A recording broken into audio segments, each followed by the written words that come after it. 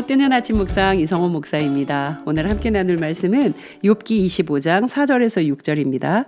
그런즉 하나님 앞에서 사람이 어찌 의롭다 하며 여자에게서 난 자가 어찌 깨끗하다 하랴.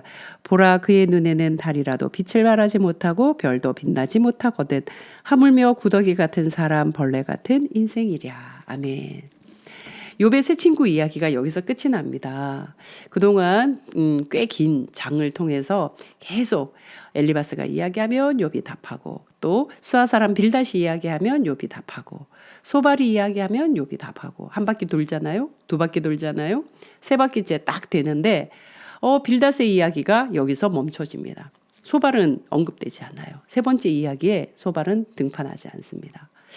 자, 빌닷의 이야기로 끝이 나는데 여러분, 오늘 25장이 몇 절로 끝이 나요? 6절로 끝이 납니다. 6절로. 굉장히 짧은 구절이잖아요. 이전을 생각해 보면 욥의 세 친구들이 정말 할 말이 많았습니다. 주장도 강하게 했고요. 그리고 욥도 만만치 않게 답을 합니다. 그렇게 굉장한 열정을 가지고 이야기했던 이 친구들의 이야기가 끝나는 장면에서는 단 6절? 6절로 끝이 난다고? 뭐지? 제가 조금 이게 상상이 되는 것은 이런 느낌 같아요. 말해봐야 뭐해. 아우, 욥 정말 질기다 질겨. 욥은 꿈쩍도 안 해. 근데 우리가 이 정도로 이야기하네. 내가 이렇게까지 말하는데도 욥은 하나 반응도 안 하고 더 강하게 자기 의로움만 주장하잖아. 아유, 그만하자. 이제 더 이상 말할 필요가 없을 것 같아. 마치 이런 느낌 같아요. 그러면서 이 빌닷이요, 하나님의 의로우심, 그 강하심, 그 주권에 대해서 또다시 강조를 하는 거예요. 그럴 때 이 빌닷의 강조 안에는 뭐가 담겨 있냐면, 그만 의롭다고 해. 좀 의롭다는 말 그만 써. 그 단어 이제 좀 멈춰주면 안 돼? 네가 의롭다고? 우리가 어떻게 의롭다라고 말할 수 있어? 인간이 말이야. 사람이 하나님 앞에 어떻게 의롭다고 말할 수 있지? 그러면서 오늘 읽었던 4절 보십시오. 그런즉 하나님 앞에서 사람이 어찌 의롭다 하며 여자에게서 난 자가 어찌 깨끗하다 하랴. 이렇게 얘기를 해요. 여러분들은 어떻게 생각하세요? 하나님 앞에서 우리는 의롭다 할 수 없는 존재. 그럼요. 여자에게서 난 자가 깨끗할 수 없다? 그럼요. 그죠? 그렇게 고백할 수는 있을 것 같습니다. 우리의 입장에서는.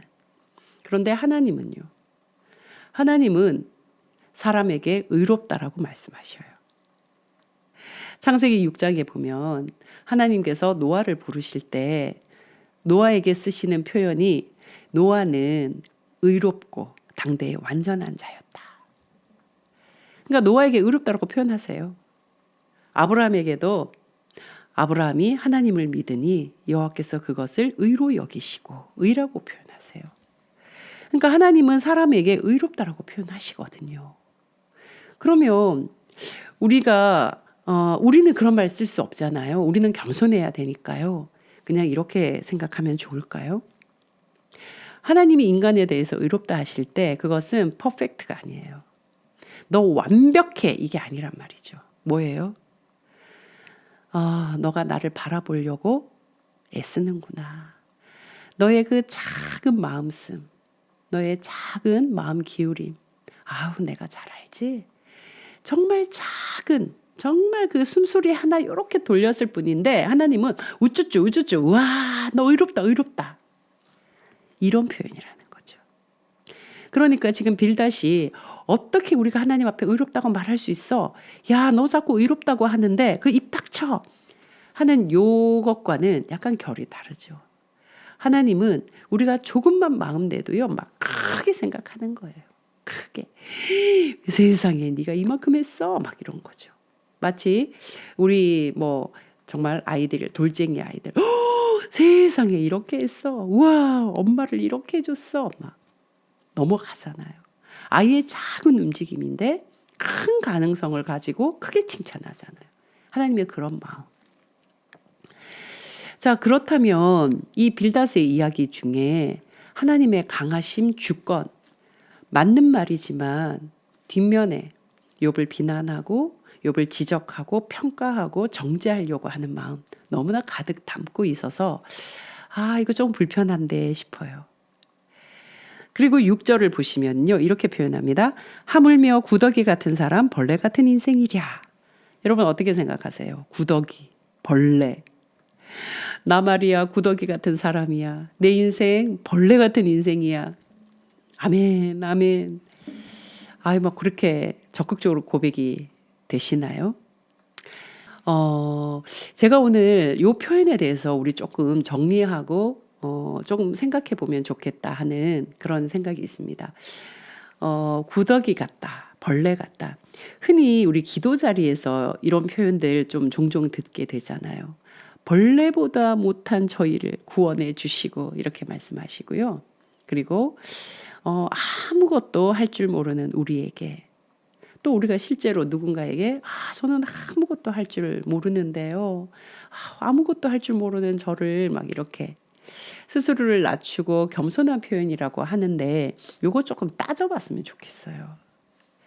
우리의 솔직한 마음을 좀 열고 따져봤으면 좋겠어요. 진짜 나는 내가 아무것도 할 줄 모르는 사람, 겸손함의 표현으로 나를 낮추기 위한 표현으로 나는 아무것도 할 줄 모릅니다. 정말 그렇게 진실되게 고백하고 있는가이죠. 여러분 말 그대로 이게 진실하면 우리의 모습은 어떻게 해야 될까? 아무것도 할 줄 모르는데요. 그럼 어떻게 해야 되겠어요? 배워야죠. 저는 배우겠습니다. 열심히 듣겠습니다. 열심히 하라는 대로 하겠습니다. 순종, 배움, 거기에 그런 단어들로 이제 꽉 채워지지 않겠습니까? 그리고 아무것도 할 줄 모르는데요. 열심히 그 일을 해야죠. 그런데 대부분 결론이 어떻게 나냐면 저는 아무것도 할 줄 몰랐어요. 저는 못하겠어요로 나온단 말이죠. 그 마음은 뭘까? 하고 싶지 않아서 그냥 밑밥으로 겸손을 깐 거 아닐까? 이렇게 조금 나쁘게도 생각해 보게 됩니다. 결론은 이런 표현이 결코 겸손한 표현이 아니라는 거예요. 이 표현이 자기를 낮추는 표현이 아니라는 거예요. 진짜 낮은 표현이라는 거죠. 진짜 하찮은 표현이라는 거죠. 적절하지 않는 표현이라는 거죠. 구더기 같은 사람, 하나님이 그 구더기를 위해서 자신의 하나밖에 없는 독자 아들을 보내셨겠어요? 정말 십자가에 매달리는 그 엄청난 고통을 겪게 하셨겠어요? 이런 관점으로 생각해 보면 정말 하나님의 시각으로 보면 우리는 그 무엇과도 바꿀 수 없는 존귀한 존재입니다. 그런 하나님의 바라봐 주심 앞에서 내가 취할 행동이 무엇인가? 이런 고백인가? 구더기 같은 사람, 벌레 같은 인생, 아무것도 할 줄 모르는 사람, 나는 진짜 아무 가치 없는 사람, 이런 것이 하나님에 대한 적절한 고백인가? 이게 겸손의 고백인가? 이게 진짜 겸손인가? 저는 아니다. 20세기 신학자, 아주 대표적인 신학자 칼바르트라고 하는데요. 이 칼바르트의 신학이라는 책에서 칼바르트가 죄에 대해서 죄의 형태의 세 가지를 정리합니다. 첫 번째는 교만입니다. 교만이라는 것은 스스로를 막 높이는 그런 것이 아니라 하나님을 인정하지 않는 것. 하나님께로 마음을 돌리고 하나님께로 자신의 삶을 세우지 않는 것. 그러니까 하나님을 모른 척하고 알지 않으려고 하는 것. 이거 교만이라고 이야기를 해요. 두 번째 죄의 형태, 칼바르트가 이야기하는 죄의 형태는요. 기만이에요. 기만. 기만이라는 것은 뭔가 무시하는 거잖아요. 그런데 칼바르트가 이야기하는 것은 거짓말하는 것을 기만이라고 얘기해요. 어떤 거짓말이냐면 무엇이 진리이고 무엇이 비진리인지 모호한 상태로 만들어 놓으면서 자기의 유리한 것을 취하려고 하는 거, 이게 거짓말이라고 보는 거죠. 이게 바로 기만이다. 그리고 마지막 죄의 형태를요, 태만이라고 말합니다. 태만. 교만, 태만, 기만. 교만, 기만, 태만. 다 만자로 끝나죠. 태만이 뭔가 게으름이라고 우리가 생각하잖아요. 태만, 게으름. 이 게으름은 어떤 게으름일까요?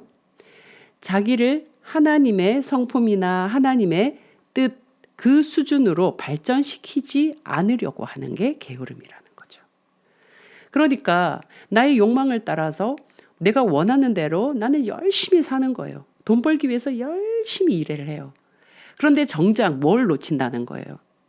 하나님이 원하시는 길, 하나님이 원하시는 성품, 하나님이 원하시는 인격, 하나님이 원하시는 그 뜻을 향하여서 달려가지 않고 있을 때 그게 뭐라고요? 태만, 게으름, 죄라는 거죠. 이런 차원에서 우리를 한번 살펴보신다면요. 그냥 나를 낮춘다, 겸손하다 할 때 그 겸손이 저는 구더기 같은 사람입니다. 저는 벌레 같은 인생입니다. 라고 말하는 것이 적절할까? 아니죠. 진짜 겸손은 하나님이 원하시는 길이 여기이고 하나님이 원하시는 나를 향하신 뜻, 그 목적이 여기라면 저는 그 뜻을 향하여, 그 목적을 향하여 작은 걸음이지만 열심히 가볼게요. 어제보다 오늘 조금 더 낮게 저의 자신을 살펴보고 또 발전해 낼게요. 신앙의 발전을 한번 이루어 가볼게요. 이게 뭐라고요? 겸손이라는 거예요. 이게 겸손. 나를 구더기처럼 만들고 나를 벌레 같은 인생으로 고백하는 것이 겸손이 아니라 열심히 하나님 말씀 안에서 도약하려고 애쓰고 이웃과 잘 지내려고 애쓰고 더 나은 나의 모습, 예수님의 성품을 닮은 나의 모습으로 발전시켜 나가려고 애쓸 때 그게 겸손이라는 거죠. 사랑하는 뜨아 가족 여러분, 오늘 우리가 겸손했으면 좋겠습니다. 태만하지 않고 겸손했으면 좋겠습니다. 모호한 상태로 자신을 기만하지 않고 하나님을 기만하지 않고 정직하게 바르게 오늘 하루를 살아갔으면 좋겠습니다. 진짜 겸손은요, 구더기, 벌레, 아무것도 할 줄 모름 이런 용어를 쓰는 것이 아니라 하나님 앞에 더 나아진 나의 모습을 세워가겠습니다. 오늘도 그렇게 살아내겠습니다.